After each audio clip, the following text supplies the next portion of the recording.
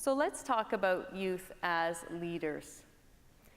And so I wanted to share with you a quote from a young woman who spoke at the Global 4-H Youth Summit last July in Ottawa. And she was in maybe her early 20s, maybe 20. And this is what she said: "We are not the leaders of tomorrow. We are leaders today." And certainly in my experience, that is what I have found from young people. Youth are leaders. You can see that in their schools.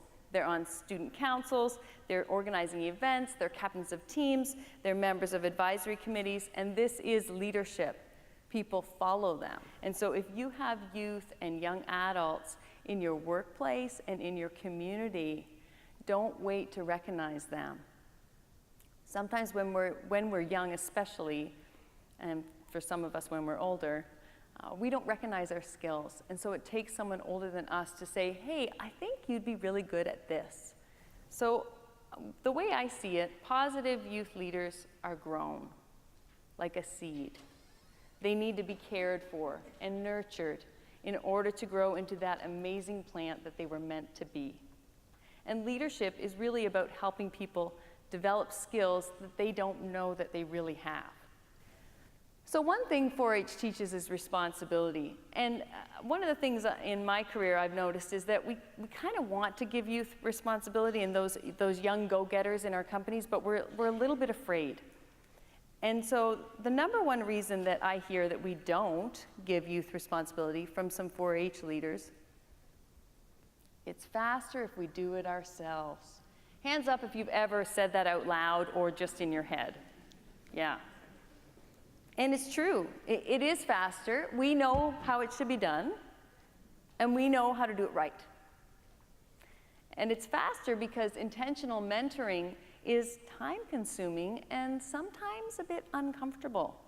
You have to be honest and give feedback, and telling a young person who's trying their hardest that if they just did it a little bit more like this, then things would turn out better for them without crushing their confidence, that's not so easy, and that can be uncomfortable. The second reason why we don't give youth more responsibility is because we're afraid they won't do it.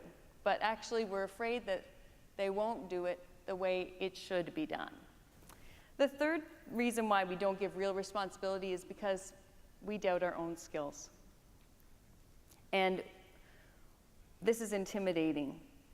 Sometimes young people look at us like we're experts. And how do you ever get to be an expert? Or you hear people say, "She's the guru of this or that."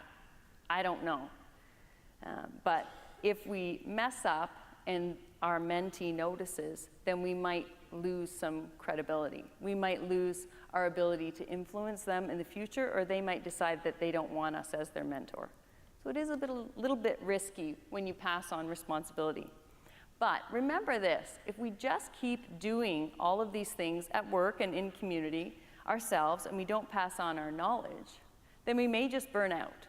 Or we may decide we don't want to do that anymore. We don't want to be the chair of the board anymore, but we haven't trained someone else to do it. Then you're doing your community a disservice. So succession planning is really the first benefit of mentorship. There's an author and investigator of animal agriculture. Her name's Sonia Faruqi. And she says this: "If women farm workers are a minority, women senior executives are a rarity."